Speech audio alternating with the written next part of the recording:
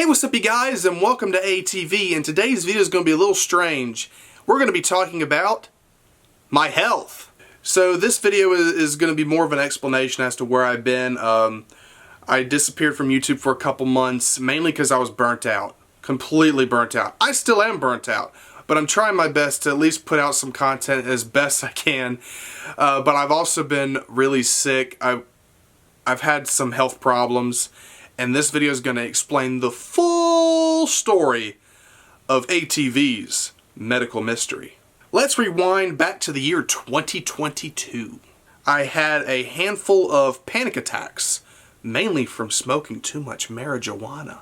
I don't want to blame that completely. You know, I loved smoking it. You know, I did a lot of things creatively while smoking it, but my body was just not ready for that.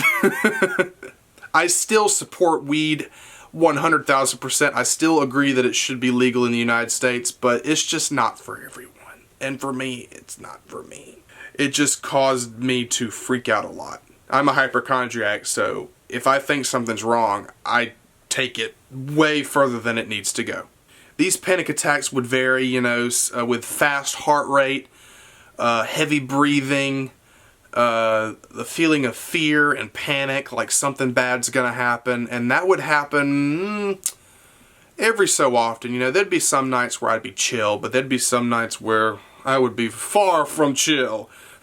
So after having way too many panic attacks to count, I finally decided to stop smoking marijuana for a little while. I was sober from that for a couple months until I decided to start smoking again in August of that year. Mind you, I was in the middle of taking anxiety medication as well as drinking every now and then, and that's a bad combination, just that alone.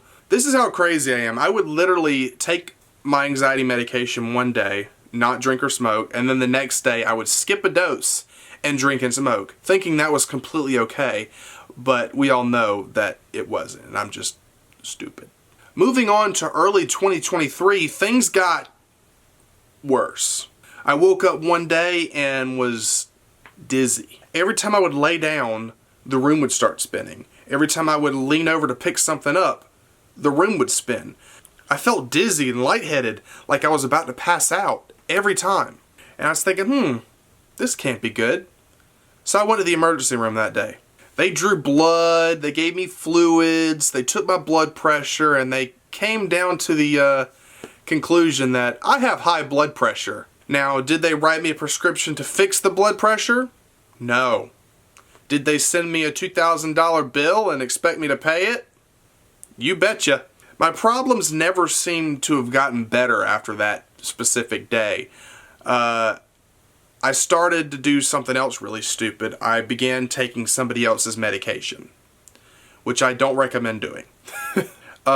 It was blood pressure medicine, but it was too high of a dose, and it always made me feel kind of groggy and sick feeling, and it never made me feel right.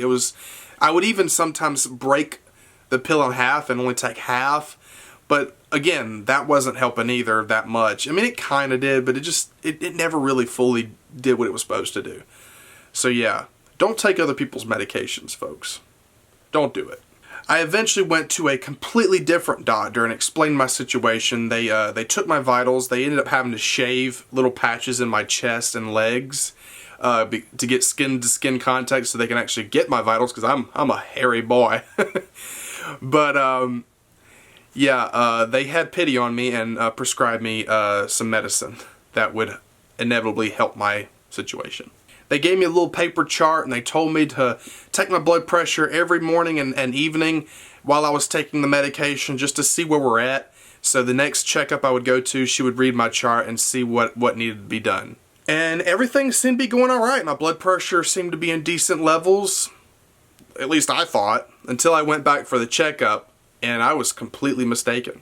Apparently my blood pressure readings was still not up to the doctor's standards, so they put me on another medication. That makes 3 in total. And my blood pressure got better. It still had bad readings every now and then because my blood pressure cuff kind of sucks. And also, usually if I eat too soon when I take my medicine, my blood pressure will still be kind of in the weird numbers.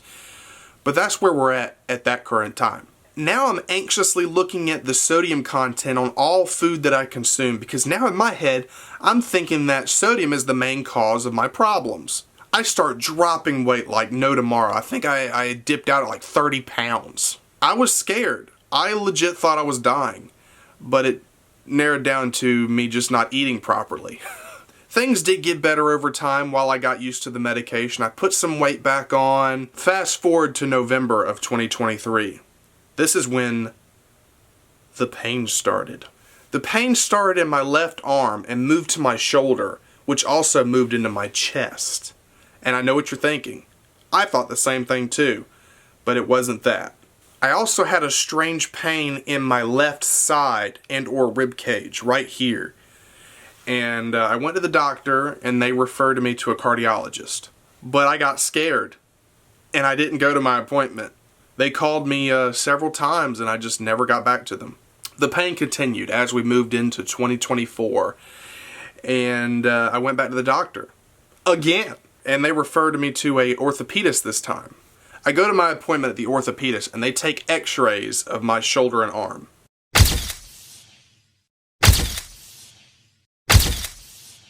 They asked me if I had any injuries, in my past, and frankly at the time I couldn't recall any. They showed what's called a bony island on my shoulder on the x-ray, and frankly I don't know what that really is. It's just something that kind of appears at birth. Also, the bone that meets my shoulder is supposed to be straight like this, but on the x-ray it was like this. After coming home from the orthopedist, I kept thinking, what could have caused this? What could have caused this whole problem with my shoulder and arm? And then it hit me. About 6 years ago, I made a video called How Not to Throw a Basketball. And if you remember this video, you know that this happens.